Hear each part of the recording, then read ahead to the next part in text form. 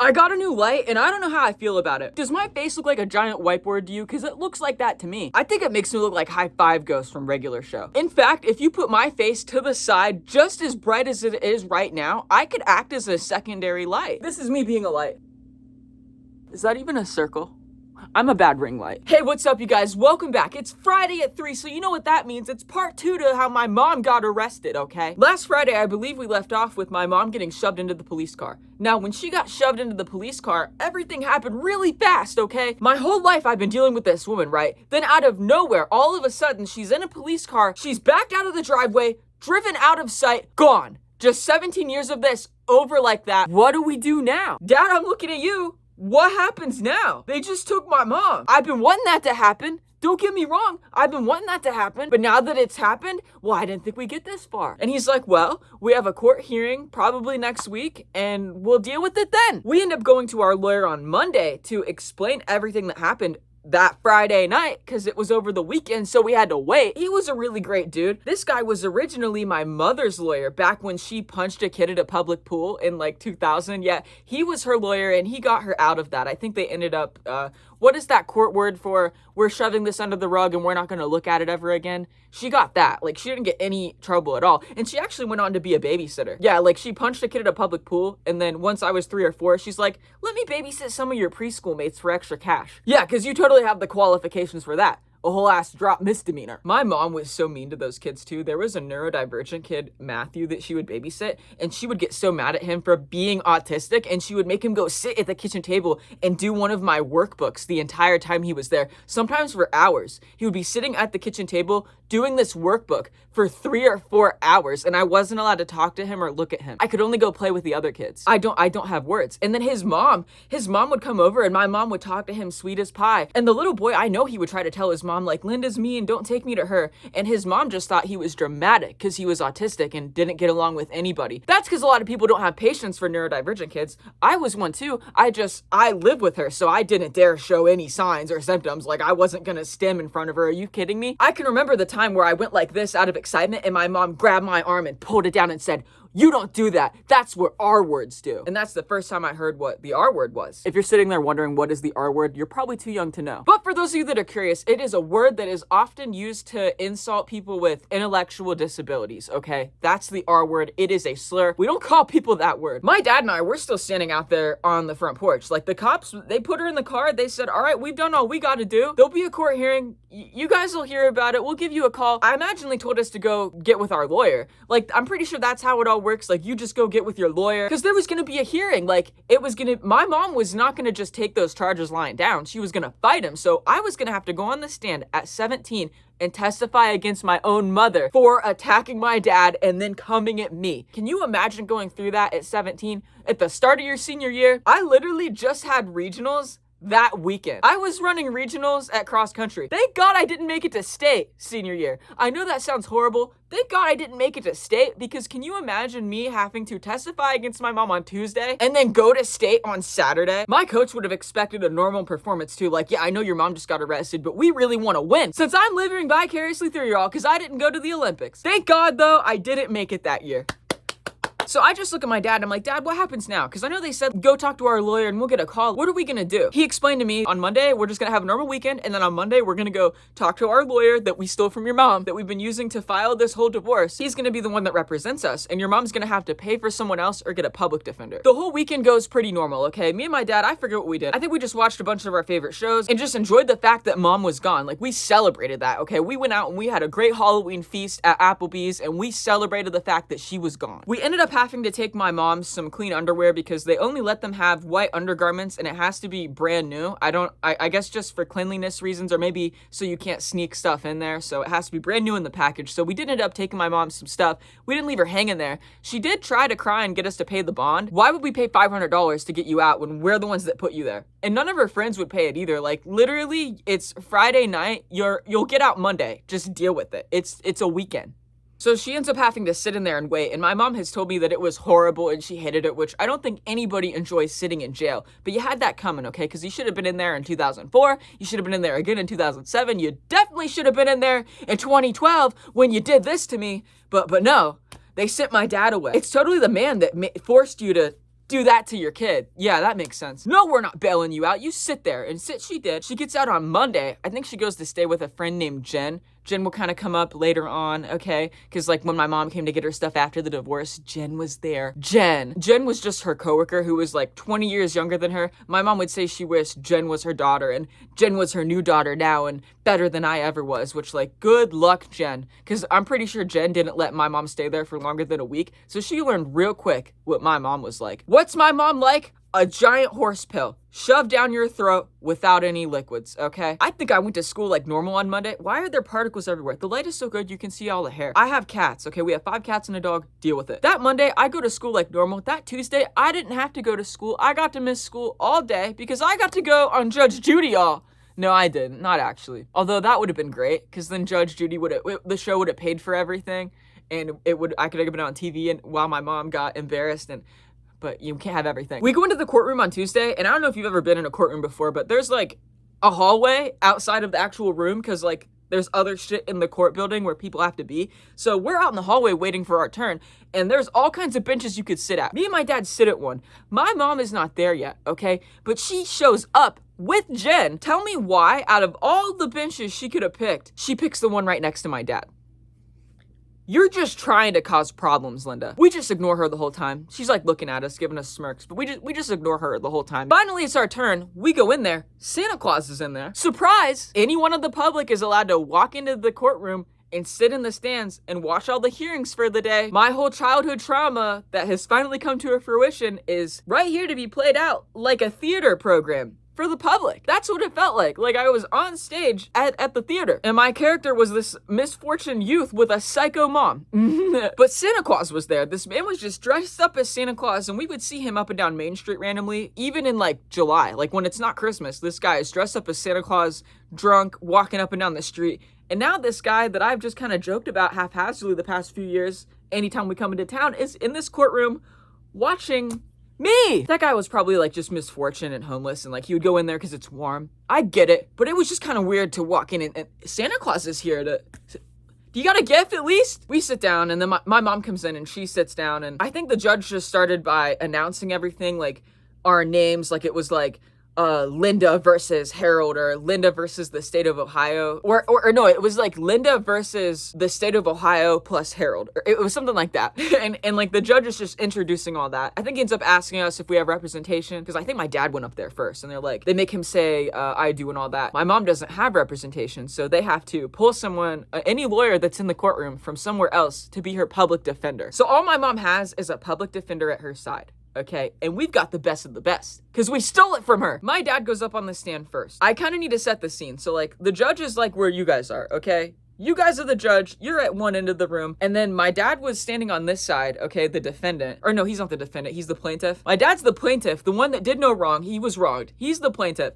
He's over here, and then my mom's sitting on that side, the defendant, on that side with her public defender, this guy that just walked in. He looked exhausted, y'all. He looked like he did not want to be there. This guy is not going to do the best that he possibly can because he's not even getting paid by her. This is pro bono by the state because our Constitution says you have a right to an attorney, and if you cannot afford one, we'll appoint one. I'm not prepared for this case. I'm not getting any money for this case. I don't care about this case. So when it was my dad's turn to take the stand, he was feeling pretty confident, and I was feeling pretty confident, and our lawyer was pretty damn confident. I mean, we have video proof for the judge. We're gonna win.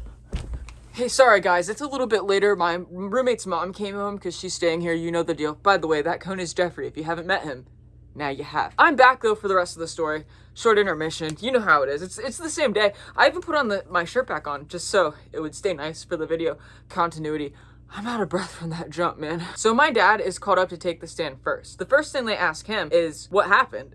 He just basically gives the rundown. I was sitting there on the couch. I was filming her because she was being aggressive. Next thing I know, she's on top of me trying to get the phone, hitting at me, grabbing at me. I defend myself. She jumps off. She goes to lunge at my daughter.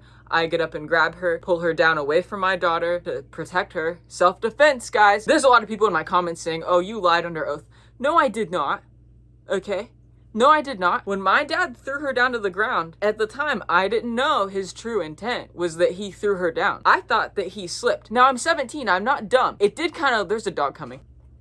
What? I'm trying to talk about my mommy in court. This is Shasta, everyone. He likes to hang out in my videos now, apparently. He's here every week. Shasta, look at the camera.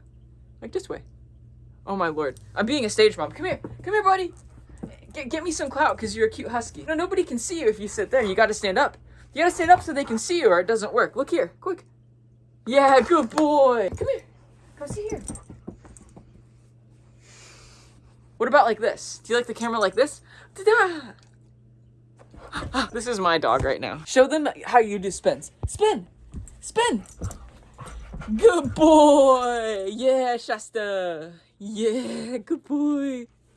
I'm 17 years old. I'm not stupid, okay? He has a prosthetic leg. It would seem like maybe that's why he would have tripped and fallen. So that's what I go with. I pick the option that makes us look better because that's what everyone does. I don't want to believe that my dad actually threw my mom to the ground. But the truth of the matter is, he did. But it was self-defense. You can see in the clip that my mom is coming at me. I will put it right here again if I can. He got up and grabbed her and yanked her away from me because of self-defense. And he even said himself, he was trying to throw her down, but he didn't mean to throw her down that hard. It's just kind of how it happened because the momentum and the weight of him and his prosthetic leg, which is like 20 extra pounds, they just kind of felt pretty rough and it was shocking for me. And my brain didn't want to believe that he really threw her down like it looked like. No, he must have tripped. You don't understand because you're not there, but go ahead and try to like say, oh, you're gonna go get in trouble for lying. I didn't lie. The questions are, to the best of your knowledge, to the best of your eyewitness, what is your account of what happened? And it happened so fast, and that's what it looked like. It looked like he tripped because of his prosthetic leg, and that's the same thing my dad said. If anything, my dad's the one that lied, but he's dead, so what are they gonna do? I was a minor at this time. This was almost 8 years ago. Their statute of limitations. So anyone saying that I'm gonna get in trouble is just silly because they don't care. They don't care about stuff like that. And I didn't lie,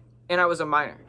I gave my dad the benefit of the doubt like anyone would do, and I protected him, and that's just what you do. Now, the public defender, his main angle was, oh, you were recording her to make her mad on purpose, to incite something, to start something. We were instigating, basically. And my dad said, no, I was just doing what my lawyer told me to do, which was to record when she starts to get aggressive or loud for our own safety. And they kind of asked him that same question again on, were you doing it to purposely rouse her in different ways, kind of asking him like, well, why didn't you put the phone down and try to talk to her? Or why was your daughter also recording? Because that seems kind of excess, which that came up when they pulled me up there. And my dad just kept saying, we were all just doing what we were told to do. What she chose to do because of seeing the phones is all her. We were just doing what we were told to do. My dad explains how we've called for years about Linda and nobody's ever done anything, and that this is like the first time that we finally have video proof, so that we hope that they actually act on it. The video was really important in all this. The judge saw it, I assume. But they grill my dad way shorter than they grill me, which is kind of weird considering he was the one that ends up winning in the end of this. You'll see. After they're done with him, they sit him down. They start asking my lawyer a few questions. And the next thing I know, it's my teenage ass's turn to go up there and get on the stand with my mom sitting there looking at me, okay? The woman that tried to red run me 3 years ago, that now just attacked my dad and then came at me. I have to stand up against her. It felt like I was in a movie. I just can't even explain it. I had to go up there and they said, do you swear to tell the whole truth and nothing but the truth? They're like, raise your right hand and repeat what I say. And I said, I do. They asked me similar questions to my dad. They basically asked me to recount what happened. I said the same spiel that I told you all, okay? But just summarized. And then they start asking me, why were you taking your mom's stuff?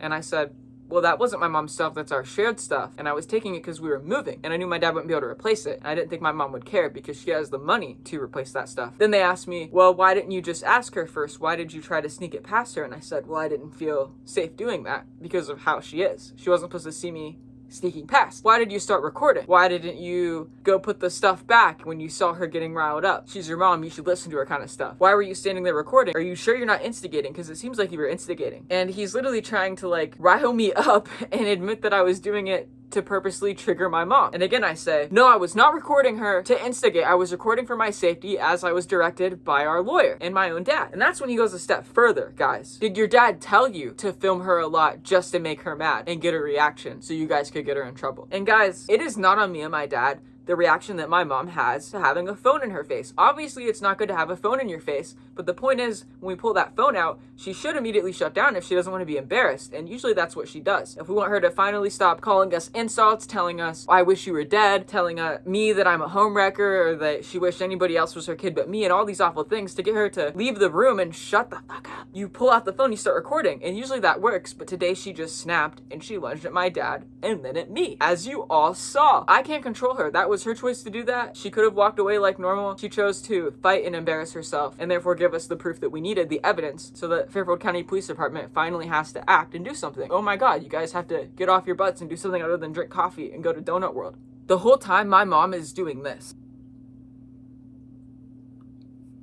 That whole bit. And the whole time after I'm done being interrogated, they let me sit down, and it's back to the lawyers talking and her public defender and the judge. And me and my dad are whispering, like, are they gonna let her speak? Because that'd be hilarious. I'd love to see my mom go up there, her frazzled ass, and speak in front of the judge and explain her side. But the public defender, who has only known this woman for like 5 seconds, has the smarts to not let her go up there. From the short time they've interacted, he decided, you're not gonna speak, I'm gonna talk. Which was probably the best choice, but she still lost because the judge gave us occupancy of the house, and not only that, but he put a no contact order between my dad and my mom. For some reason, he didn't put a no contact order for me, which caused me hell for years. My dad was protected for 1 full year. We end up winning, and I'll never forget the after effect though. When we go out into the hallway, and me and my dad are confused on the lingo, our lawyer was like, we got it, let's walk out. And me and my dad look at each other and we're like, we got it. Walk out, but they're still talking. Are you sure we're done? No, let's walk out and make a show of it. Let's just walk out before they're even finished because we got this. And so my mom sat there while I finalized and basically told her what the lawyer could already understand was coming from the judge's mouth, which is that she cannot go back into the home that she's lived in for 25 years. You were barred from that home. You cannot go there, not even to get your stuff. You're essentially homeless. In the coming weeks, my mom lived in her car.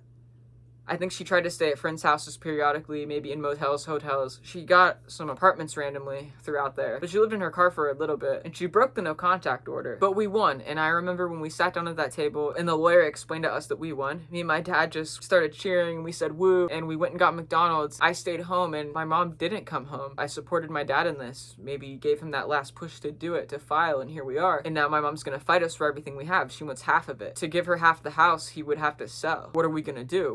What did he do? Did we keep the house or not? I'll have to share that with you, but that was a big stress because she would send me threats. Well, I'm gonna take everything.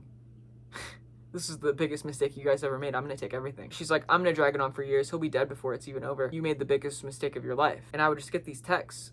These awful texts. You don't see him here. I couldn't find him in time, but she would send me some crazy, ballistic, awful nonsense.